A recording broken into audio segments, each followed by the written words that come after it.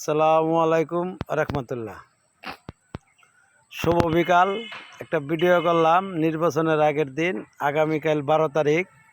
সকলেই সকালবেলা ভোট কেন্দ্রে যামু, ইনশাল্লাহ ধানের শীষ মার্কা ভোট দিমু। কি কও কাকা? হ্যাঁ, ইনশাল্লাহ। হ্যাঁ, আবার ধানের শীষ পাশাপাশি না ভোট না ভোট, অংশগ্রহণ করবো। ধানের শীষ প্রথম সিল মারার পরে দেয়া, পরে হইব না ভোট। সকলেই মা, চাচি, খালা, বোন যারা বুঝে না এদেরকে ভালো করে বুঝায়া ভোট কেন্দ্রে পাঠাইবেন। না ভোটটা দেওয়াবেন, না ভোট আর ধানের শীষ, যেভাবেই বলুক, আমাদের মার্কা একটাই, ধানের শীষ। আর ওরা যুদ্ধ অপরাধী ছিল বাংলার 71 যুদ্ধের সময়। অনেক মা বোনের ইজ্জত লুটিয়ে নিয়েছে এরা, এই জামাত দল।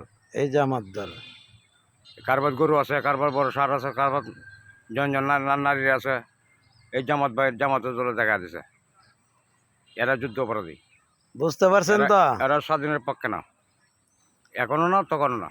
আর আমাদের এই এলাকায় ডক্টর ওসমান ফারুক শিক্ষামন্ত্রী, যোগ্য ব্যক্তি, এবং কি এলাকায় বহুত কাজ করছে। শিক্ষা প্রতিষ্ঠান, পলিটেকনিক্যাল কলেজ, ঠিক আছে, স্কুল, কলেজ, মাদ্রাসা, টেকনিক্যাল কলেজ দিছে আমাদের এনে। সারা বাংলাদেশে কলেজের জন্য কাজ করছে। অনেকে যদি আমরা হারাই, আমরা তাহলে কপাল পোড়া, আমরা কপাল নষ্ট। এই জন্য আমরা তাদের হারাইলাম। এই জন্যই আমি চাচাকে নিয়ে একটা ভালো ভিডিও করলাম, আপনাদেরকে পাশে পাবো এবং কি ভোট কেন্দ্রে পাবো। ধানের শীষ মার্কা ভোট চাই, আর না ভোট। আর না ভোট।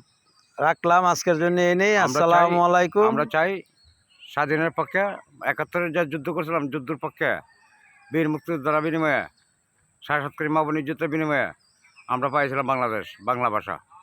সেই ভাষার জন্যই এখন জুলাই আন্দোলন বলতেছে ওরা স্বাধীন করছে। ওরা কি স্বাধীন করবে? এরা তো তাহলে এক মহিলার দৌড়াইছে। সারা বাংলাদেশ তো বিদেশের তো দৌড়ে নাই।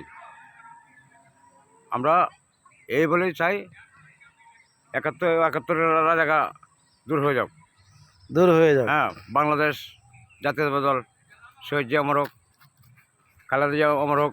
তার ধন্যবাদ, সবাইকে ধন্যবাদ। আসসালামু আলাইকুম রহমতুল্লাহি ওয়া বারাকাতুহু।